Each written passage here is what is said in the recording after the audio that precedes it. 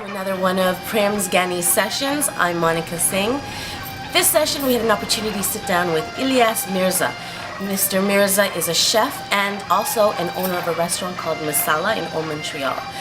We had a packed class, and after that class we got a chance to experience some amazing butter chicken. Here are some insights on what he had to say. Thank you for having us here, Ilyas, at your beautiful restaurant / cooking school. Oh, you're most welcome. I want to know, why did you choose to have an Indian cuisine school and restaurant? There's a couple of reasons. I started in '92. I used to work as a designer, and I came in Montreal, and there used to be only 5 or 6 restaurants. But they're just cooking one kind of food. So I really love food, my own, where I come from. I come from Punjab, Lahore, so it's like a Makkah of cuisine, like Montreal. So I just took some courses, tried to do something new. I mean, it's not my profession as a chef, but I really like it, and I put an ad that I can teach because I took some courses from housewives. And this very hard to learn from the women, Indian women, and finally they gave me some recipes, and then I started doing stuff, and I just put an ad, and I received about 19 or 20 calls in 3 days. Wow. I said there's a market. So then I started, and then here I am. Wow. Started from my own house, like a private clandestine, and I used to start teaching there, giving small parties, takeouts kind of stuff. Every day used to be 4, 5, 6 people. Then it increased to 20, 40, 50. Then I moved to another bigger place, and then I moved here in 2002. 2002. And right away you decided that you were going to have a cooking school and a restaurant at the same time? I used to have a cooking school from my own house, but I see the demand, people, that you should have opened a restaurant. Because I know my students start coming back to me to take out and private parties. So I opened this, and when I opened, there was nothing around here. It used to call different town. It's called ghost town. But when I started, and I see multimedia people, movie, there's a different crowd. They start working and coming in, and I'm here. I've survived 10 years. Of course, exactly. Now, so you've been teaching from before? I'm teaching since, I would say, 93. 93? Yeah. And the type of students you get, I'm interested in the dynamics of the different cultures that want to get to know Indian cuisine. Very interesting question. Mostly Quebecois. Yeah? I was surprised to see that how they respond, because they are curious people about the food, and they like to know what's happening. Because they go to Indian restaurant, they ask some questions, but there's a language problem, and people, I mean, they're good cook here, Indian, but they cannot explain how our food works. So then I start teaching, and they're really curious to know what spices, what the name of the spices, and how it works, and where do you buy, how do you keep them, storage, cooking, everything. And I give them the information, so they start talking with the, and it's like a party. People come, they drink, they learn, they eat, they clean, and they discuss with me about the culture, Indian culture. I try to give them a lot about music, how the music is not written. So that's why the Indian food is not written. It's everything is like a generation to generation. So you, in a way, you're not just a chef. You're like an informer. You give people knowledge. You counsel them. Like teach them how to. I like to talk to people, and they're interesting people, and they ask me interesting questions.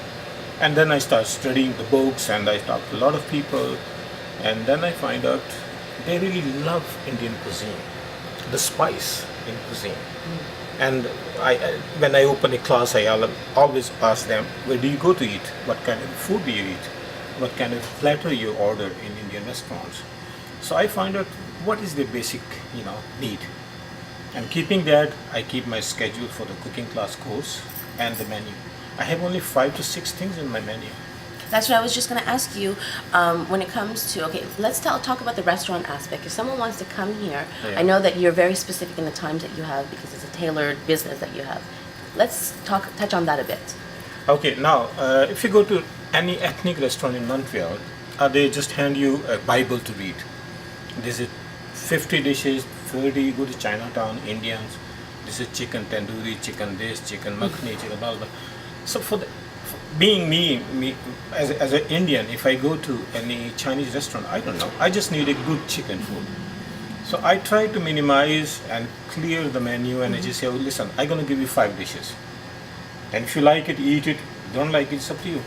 And people really like it. At lunchtime, they don't even look menu because there's a meat dish, lamb dish, a crab with shrimp, chicken, butter chicken, vegetable, sabzi, and that's all. Okay, and this is the formula that you have. This is the formula that you're keeping, or going in the future, is there any new things coming up? I think I'm satisfied with this. Yes? Yeah, people like it because it's like the example of my own. When I go to any ethnic restaurant, I just gonna open the book like this, and just start looking, and I say, wow, I don't know, but I'm hungry, give me something good.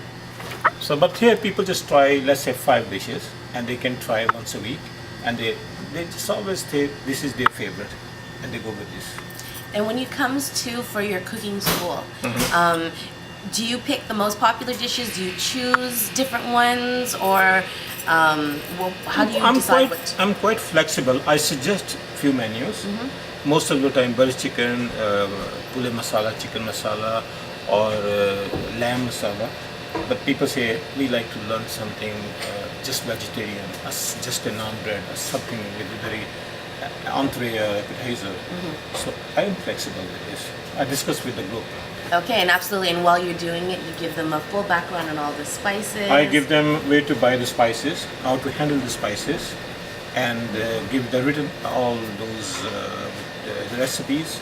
And I cook in front of them. They ask me the questions, and then we eat, we clean up. It's like a family. Yeah, and do they get to participate?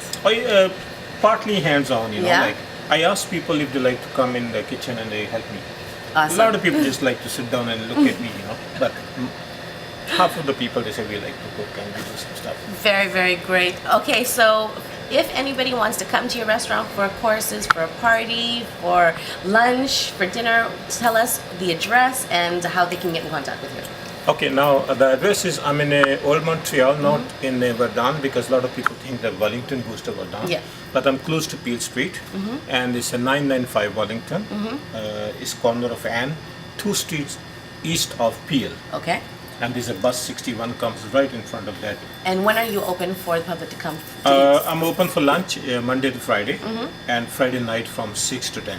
And let's say a group of people want to get together and they want to book a workshop with you? They have to send me the email or can call me at 287-7455-514 area code, or they can go to website www.masalacuisine.ca.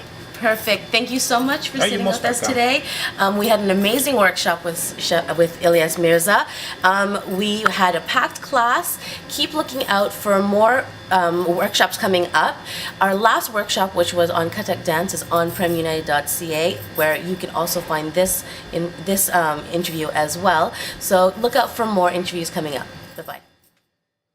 I'd like to thank you once again for joining us, and I'd like to send a very special thank you to Ilyas Mirza and Masala Restaurant for having us and allowing us to have our workshop there. Look out for future workshops coming up, but I'd like to take this time to thank our sponsors, one of which is Juicy Lotus, located on Monkland Boulevard. They are a vegetarian takeout restaurant that has amazing organic food. Great place to go if you're in a rush after work to go pick up something up really quick. Our other sponsor is Dillon Brothers, which is located on Jean Talon near Park. They are a great place if you want to go buy spices or different ingredients to cook Indian cuisine. Keep the comments coming at our email address, which is iceblogger@gmail.ca. We love the response and the great suggestions you've had for other sessions that you'd like to find out about. Facebook is also always a way that we are contacting our friends, so be sure to add us on Facebook. The group's name is Prem United. Until next time and until our next session, bye for now.